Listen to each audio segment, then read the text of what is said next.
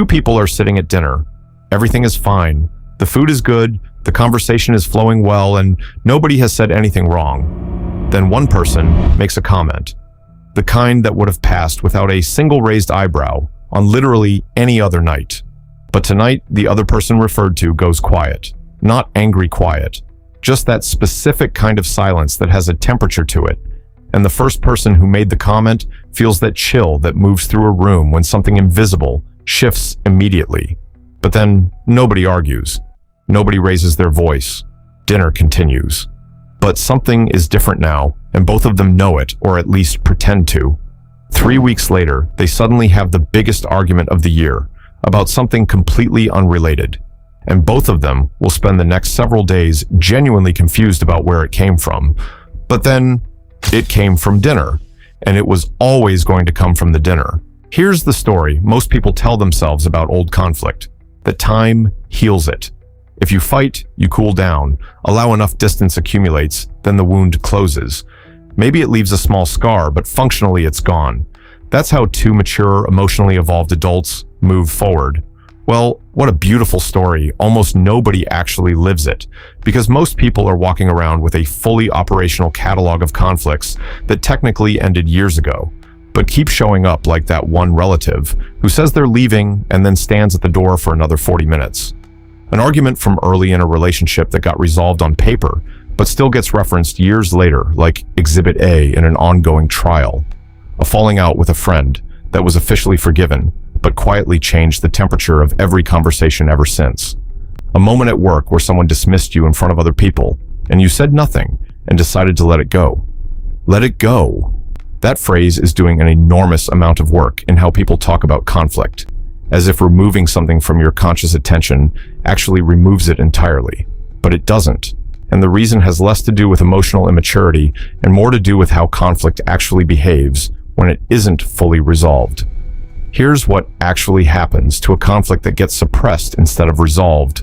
When two people have a disagreement and one or both of them decides to absorb it rather than address it, the conflict doesn't disappear.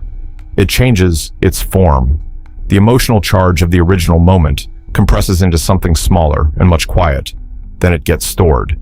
Not metaphorically, but in a very literal, neurological sense. The brain tags the experience and go ahead to flags the person involved, then updates its working model of what to expect from that person henceforth. This is called emotional residue. And unlike an argument that fully plays out and has a clear endpoint, emotional residue has no endpoint. It doesn't know it's over, because nobody told it. Now, here's where the structure gets genuinely interesting. Unresolved conflicts stack up. The more they compress, the less it takes to set something off, until eventually, any small thing pulls the trigger. That's why an offhand comment 3 weeks ago at the dinning exploded into a full argument today. The comment wasn't the problem. It was just the last thing a full system couldn't hold, which is why the blow-up rarely matches what triggered it. Because what triggered it wasn't the cause. It was just what arrived last. The real conflict had been sitting there for months, waiting for something small enough to hide behind. Now, here's the part where it gets uncomfortable.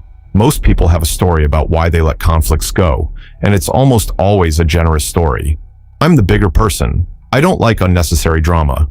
I pick my battles wisely. I'm not going to make a mountain out of something small. None of those are wrong reasons. The problem is that letting something go and actually processing it are two completely different actions that feel almost identical from the inside. Processing means the emotional charge of the event had somewhere to go. You talked about it and felt genuinely heard. Or you sat with it long enough to actually arrive at peace with it. The pressure released. But the system has room again. Letting go often means you redirected your attention away from the charge without moving the charge anywhere.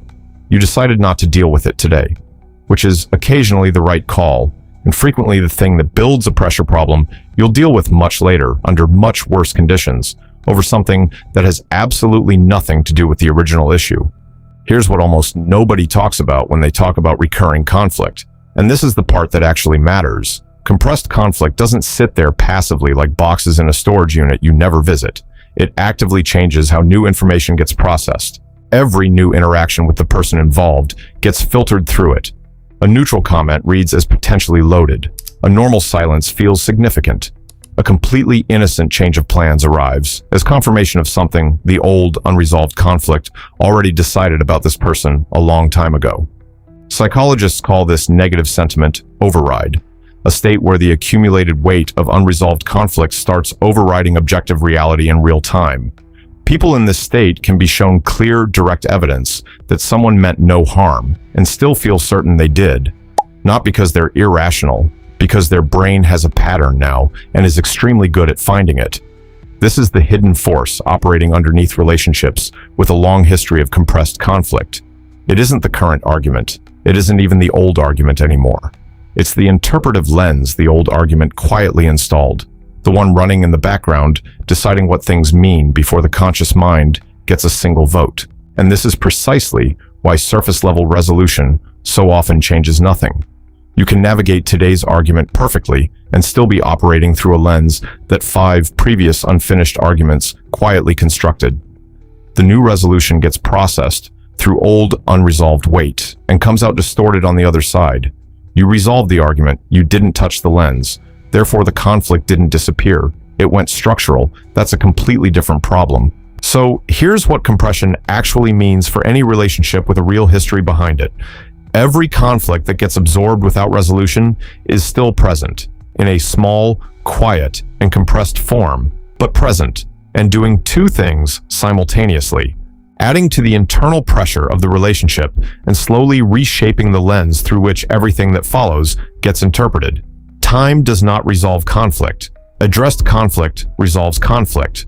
Those are not the same sentence, and the distance between them is where most of the quiet damage in long-term relationships actually lives.